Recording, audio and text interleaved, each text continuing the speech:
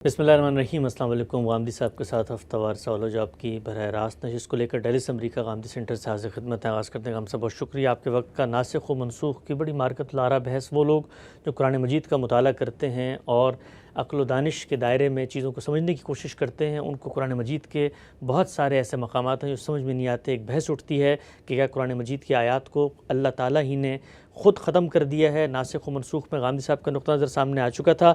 सिलसिला गुफ्तगू यहाँ पहुँच चुका है। गामदी साहब के ख़ुद एक बहुत बड़े आलिम शाह वलीउल्लाह मुहद्दिस देलवी ने अपनी किताब में 5 ऐसे मकामात का इंतखाब करके बताया है कि ख़ुद कुरान मजीद की आयत मनसूख हो गई हैं। गामदी साहब इस पूरे नुक़्ता नज़र को कैसे देखते हैं? आज तीसरी आयत की तरफ हम आगे बढ़ेंगे। गामदी साहब सूरह अहज़ाब की आयत है, आयत नंबर 52। तर्जुमा में पढ़ देता हूँ। ए नबी, आज के बाद और औरतें आपके लिए हलाल नहीं हैं और ना ये दुरुस्त है कि आप उनकी जगह दूसरी बीवी कर लें, अगरचे इनकी सूरत आपको अच्छी लगे। अलबत्ता ममलूका औरतें जायज़ हैं और अल्लाह हर चीज़ पर निगहबान है। शाह साहब फरमाते हैं कि इसके साथ ही इसी सूरह की आयत 50 में ये कहा गया है कि ए नबी, हमने आपके लिए वो बीवियां हलाल ठहराई हैं जिनके महर आप दे चुके हैं। कहा जाता है गाम साहब के कुरान मजीद ने 2 अहकाम दिए हैं। एक जगह रसूलुल्लाह को मना कर दिया और फिर दूसरी जगह पर इजाज़त दे दी। और दिलचस्प बात यह है कि जहाँ इजाज़त दी है वो पहले है आयत और जो मनसूख हो गई है वो आयत बाद में है। मैंने कई मरतबा ये बात समझाने की सही की है कि कुरान मजीद इस तरह की किताब नहीं है कि उसमें कुछ अबवाब कायम करके ये बताया गया हो कि ये तौहीद है, ये नबूवत है, ये क़यामत है, ये ईमानियात है और उसके बाद फिर एक शरीयत का हिस्सा शुरू हो गया हो। कुरान मजीद एक पैगंबर की सरगुज़श्त इंज़ार है। आम तौर पर जब मुसलमान भी कुरान को पढ़ते हैं तो वो इस हकीकत को अपने पेश नज़र नहीं रखते और उनका ख़्याल ये होता है कि जैसे हमें हिदायत अहकाम दिए गए हैं उसी तरह की चीज़ें वहाँ मिलेंगी जैसे हम आम किताबों में पढ़ते हैं। पैगंबर की सरगुज़श्त इंज़ार है। इसी को मैंने उन्वान बनाकर उसूल व मबादी में भी इस पर बहस की है, ये आपके इल्म में है। जब तक आप ये न जानें कि जो किताब आप पढ़ने जा रहे हैं वो अपनी नौइयत के लिहाज से कैसी किताब है, उसमें बाज़ चीज़ों को समझने में फ़िलवाक़े बड़ी मुश्किल पेश आ जाएगी। तो सरगुज़श्त इंज़ार के मानी समझ लेने चाहिए। यानी अल्लाह ताला ने एक पैगंबर को मबूस किया। पैगंबर जब रिसालत के मनसब पर फायज़ हो तो वो 2 चीज़ें लेके आता है। एक अल्लाह की हिदायत, दूसरे वो अदालत बर्पा कर देता है। यानी उसके आने के बाद उसकी कौम के लिए अल्लाह की अदालत इसी ज़मीन पर लग जाती है। ये दोनों चीज़ें कशमकश का तकाज़ा करती हैं। हिदायत भी लोग आसानी के साथ कबूल नहीं करते और अदालत को तो बहरहाल मुख्तलिफ़ मराहिल से गुज़रना है। चुनांचे ये आपके इल्म में है कि वो मराहिल पर हमने मुतय्यन करके बताए हैं कि उसमें पहला मरहला क्या होता है, दूसरा क्या होता है, तीसरा क्या होता है। फिर जब अल्लाह ताला की तरफ से हुज्जत पूरी हो जाती है तो अज़ाब किस तरह से आता है और अल्लाह ताला पैगंबर को मानने वालों के साथ जो निजात का मामला करते हैं उसकी क्या क्या सूरतें होती हैं। कुरान इसकी सरगुज़श्त है। असलन उसमें शरीयत, अहकाम, बाकी सब चीज़ें ज़िम्नन ज़ेर बहस आती हैं। बल्कि अगर आप एक निगाह डाल के देखें तो वो शरीयत जिस पर हम अमल करते हैं वो 90% सुन्नत के ज़रिए से मुंतकिल हुई है। तमाम इबादात को देख लें, इसी तरह माशरत के अहकाम को देख लें, रसूम व आदाब को देख लें। कुरान मजीद में उसका ज़िक्र आता है। बाज़ चीज़ों का वो ज़ेर बहस आ गई हैं, किसी इस्लाह के पहलू से ज़ेर बहस आ गई हैं।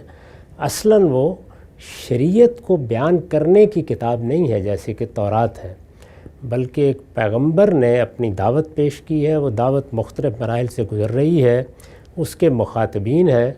वो पूरी सरगुज़श्त यानी वो सब कैसे हुआ, उसके मुख्तलिफ़ किरदार क्या कर रहे हैं, कौन सवाल कर रहा है, कौन एतराज़ कर रहा है, क्या जवाब दिया जा रहा है, पैगंबर क्या कर रहे हैं, घर में क्या हो रहा है, वो सब ज़ेर बहस है उसमें। यानी किताब की नौइयत को समझना ज़रूरी है।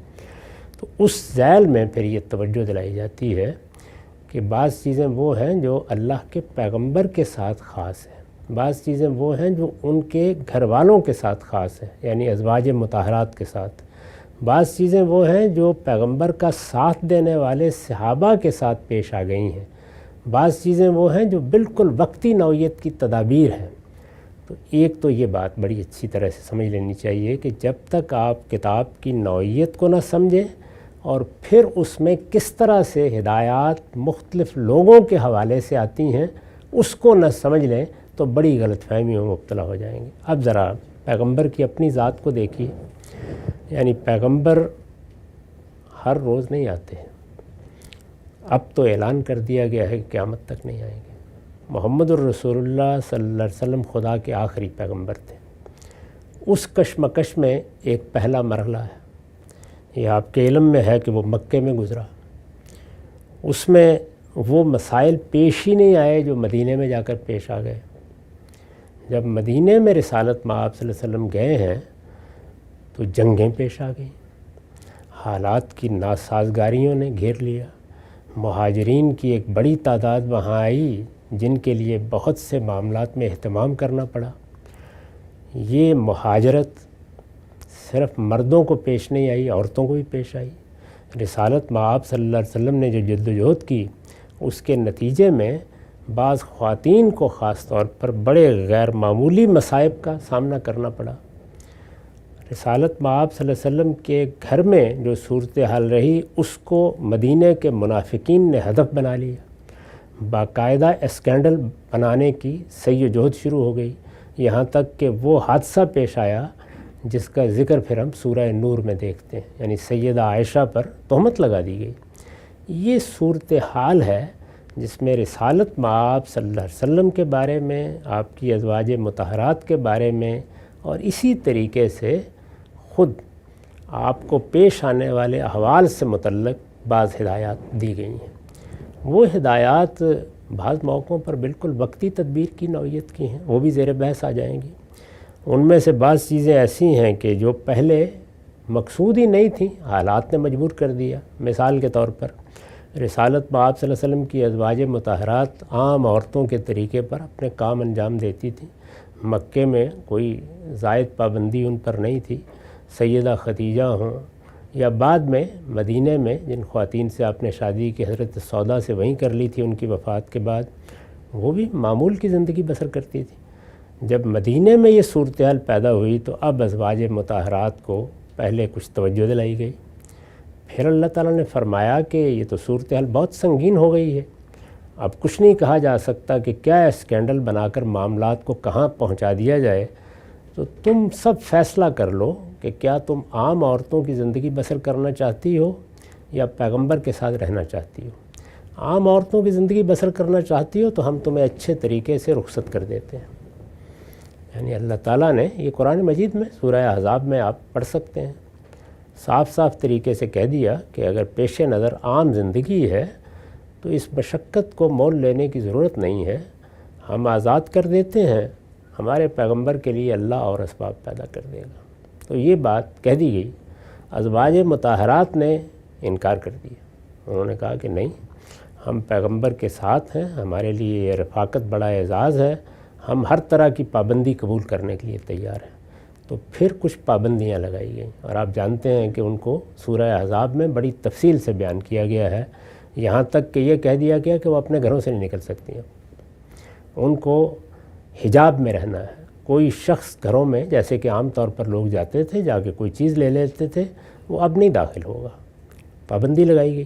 اور یہاں تک پابند کر دیا گیا کہ اب یہ ازواج مطہرات قیامت تک کے لیے تمہاری مائیں ہیں، اور رسالت مآب صلی اللہ علیہ وسلم کے دنیا سے رخصت ہونے کے بعد بھی کوئی شخص یہ تصور نہ کرے کہ ان سے نکاح کرے گا۔ یہ ظاہر ہے کہ یہ عام حالات کی چیز تو نہیں ہے، یا عام شخصیات کے بارے میں تو نہیں ہے۔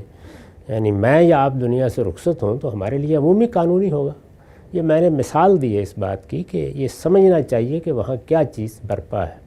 تو اسی ذیل میں رسالت مآب صلی اللہ علیہ وسلم کی ازواج مطہرات کے بارے میں بھی ایک اور ضابطہ بتایا گیا، اور وہ ضابطہ اس وقت بتانا ناگزیر ہو گیا جب کہ ایک رسم کی اصلاح کے لیے اور خود آپ کے ایک اقدام کے نتائج کا صلہ دینے کے لیے یعنی وہ سارا واقعہ اگر آپ پڑھیں کہ رسول اللہ صلی اللہ علیہ وسلم نے یہ خیال کر کے کہ اس معاشرے میں غلاموں کا درجہ بلند کیا جائے، ان کے اندر وہ چیز پیدا کی جائے کہ یہ بھی سمجھیں کہ یہ اس سوسائٹی کا حصہ ہے، اور لوگ بھی ان کو وہ عزت دیں جو دوسرے خاندانی لوگوں کو دیتے ہیں، بہت بڑا فیصلہ کیا اور اپنی پھوپھی زاد بہن کو آمادہ کیا کہ وہ خود آپ ہی کے آزاد کردہ غلام کے ساتھ شادی کر لیں۔ عربوں کے لیے تو یہ گویا موت کی چیز تھی، یعنی ان کے ہاں خاندانی عورتوں، خاندانی مردوں کی جو حیثیت سمجھی جاتی تھی ایک غلام کے مقابلے میں، خواہ اس کو آزادی کیوں نہ کر دیا جائے، وہ مولا ہی رہتا تھا، اس کی ایک حیثیت تھی۔ تو یہ ناقابل تصور تھا بالکل، لیکن اللہ کے پیغمبر کے ایما پر یہ شادی ہوئی۔ شادی تو ہو گئی۔ جب آپ اصلاحات کرتے ہیں تو انسانی نفسیات کو تبدیل کرنا آسان کام نہیں ہوتا، وہ شادی کامیاب نہیں ہو سکی۔ اب جب کامیاب نہیں ہو سکی تو وہ شدید صدمے سے دوچار ہوئی، یعنی ایک تو ان کو آمادہ ہونا پڑا ہے ایک غیر معمولی خاندان کی خاتون کو، پھر یہ کہ شادی اتنی ناکام ہوئی کہ زن و شوق کا تعلق ہی قائم نہیں ہوا، اس کو خود قرآن نے واضح کر دیا، اس میں سال ڈیڑھ گزر گیا۔ اور یہی نہیں ہے بلکہ پھر وہ وقت آ گیا کہ انہیں طلاق دے دی گئی۔ تو یہ سب بڑی غیر معمولی صدمے کی چیزیں تھیں۔ اللہ تعالیٰ نے فیصلہ کیا کہ اس خاتون کو ہماری اصلاحات کے نتیجے میں اور ہمارے پیغمبر کے اقدامات کے نتیجے میں جو غیر معمولی صدمہ پہنچا ہے، اس کے ازالے کی یہی صورت ہے کہ ہم اس کو ازواج مطہرات میں شامل کر رہے ہیں۔ جی اچھا، یہ فیصلہ آسمان سے کیا گیا، وہ فیصلہ اللہ تعالیٰ نے کیا اور اعلان کر دیا کہ ہم نے ان کا نکاح آپ کے ساتھ کر دیا ہے، اب آپ ان کو اپنے گھر لے آئیں۔ یہ صورتحال پیدا ہو گئی۔ اس موقع پر اللہ تعالیٰ نے پھر یہ کہا کہ آپ اللہ کے پیغمبر ہیں، ایک کشمکش سے اس وقت دوچار ہیں، اور بہت سی عورتیں بھی آپ کے اقدامات کے نتیجے میں اسی صورتحال سے دوچار ہو رہی ہیں۔ تو ایک تو یہ کہ ہم نے اب جو بیویاں بھی آپ کے پاس ہیں ان کو حلال کر دیا آپ کے لیے، آپ پر عام لوگوں کی پابندیاں نہیں ہیں، آئندہ بھی آپ اس دائرے میں اگر شادی کرنا چاہیں تو کر سکتے ہیں، اور بتا دیا کہ خالصتاً لک من دون المومنین، یہ مسلمانوں کو اجازتیں نہیں دی جا رہی آپ پر، لیکن اب آپ پر پھر کچھ پابندیاں ہیں۔ وہ یہ ہے کہ یہ آ گئی ہیں، یہ عام عورتیں نہیں ہیں، ان کے ساتھ آپ نے شادی نہیں کی، ان کے ساتھ ہم نے فیصلہ کیا ہے، یہ ان کی تکلیفوں کے ازالے کے لیے ہے، ان کی دلداری کے لیے ہے، ان کی دینی خدمات کا صلہ ہے۔ اب آپ ان کو طلاق نہیں دے سکتے، ان کی جگہ کسی دوسری کو نہیں لا سکتے۔ تو یہ ہیں وہ دونوں آیتیں۔ تو ان کا کیا تعلق ہے ناسخ و منسوخ سے؟ ان میں تو ایک ترتیب کے ساتھ جو صورتحال پیش آئی ہے ان کو سامنے رکھ کر یہ بھی بتایا گیا ہے کہ سب کی سب عورتیں آپ کے لیے حلال ہیں جو آپ کے نکاح میں ہیں، اور یہ بھی بتا دیا گیا ہے کہ آپ کے لیے یہ ضابطہ ہے جس کے تحت آپ مزید نکاح کریں گے، اور یہ پابندیاں ہیں جو اب آپ کی ازواج مطہرات کے بارے میں آپ پر لگا دی گئی ہیں۔ یہ اس وقت میں نے بالکل اجمال سے اس کا تذکرہ کیا، آپ جانتے ہیں کہ اس پر بڑی تفصیلی گفتگو ہم کر چکے ہیں، جس میں تمام ازواج مطہرات میں سے ایک ایک کو لے کر یہ بتایا ہے کہ ان کے ساتھ کیا معاملات پیش آئے، کیوں یہ فیصلہ کیا گیا۔ اس کو لوگ سننا چاہیں تو سن لیں، اور میری کتاب مقامات میں ازواج مطہرات کے نام سے عنوان کے تحت ایک مضمون بھی ہے جس میں یہ سب باتیں بیان کرتی ہیں۔ ایسا نقطہ نظر آپ نے واضح کیا، بڑی تفصیل سے بالعموم جس آیت کو ناسخ و منسوخ کے ضمن کی مثال کے طور پر پیش کیا جاتا ہے، خود قرآن مجید میں شریعت کے احکامات کیسے دیے جاتے ہیں، احکامات کی نوعیت کیا ہوتی ہے، کہیں وقتی نوعیت کے ہیں، کہیں رسولوں کے ساتھ خاص ہیں، کچھ سد ذریعہ کے اصول پر ہیں۔ نقطہ واضح ہوا، آگے بڑھاتے ہیں عام صاحب۔ ایک چوتھی آیت جو اس پوری بحث میں پیش کی جاتی ہے وہ سورہ مجادلہ کی آیت ہے۔ پہلی آیت کیا ہے جس کے بارے میں کہا جاتا ہے کہ اس کو دوسری آیت نے منسوخ کر دیا ہے؟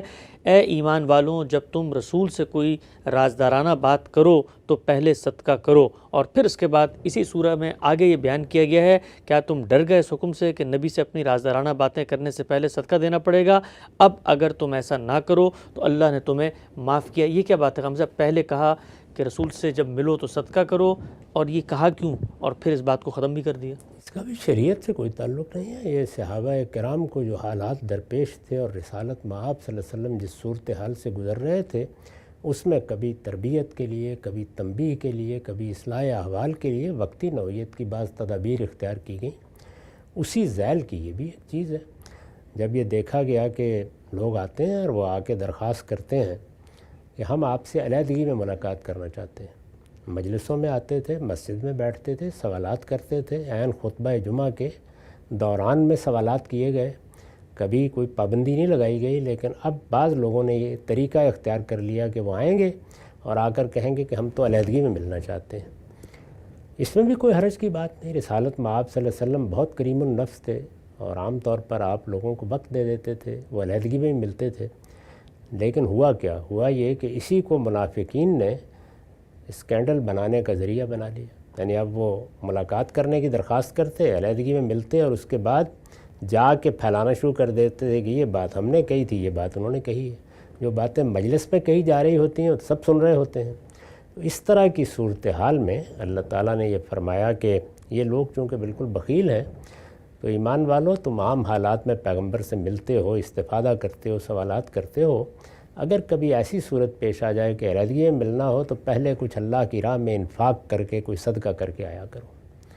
مقصد یہ تھا کہ توجہ دلائی جائے، تنبیہ کی جائے۔ اب لوگوں پر، خاص طور پر ان غریب صحابہ پر یہ بات ذرا شاک بھی گزری۔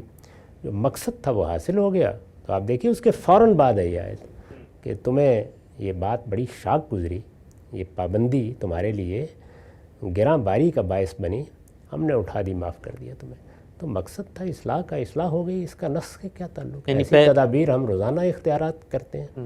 یعنی ایک طالب علم سے کہتے ہیں کہ آئندہ تم فلاں وقت میں آیا کرو گے، فلاں کام کر کے آیا کرو گے، یہ تمہاری ذمہ داری ہے۔ پھر کہتے ہیں کہ اب ٹھیک ہے، اب تمہیں کچھ اپنی ذمہ داریوں کا احساس ہو گیا ہے، اب اس کی ضرورت نہیں رہی۔ تو اس کا کیا تعلق ہے نسخ سے؟ تو شریعت کا مسئلہ ہی نہیں ہے۔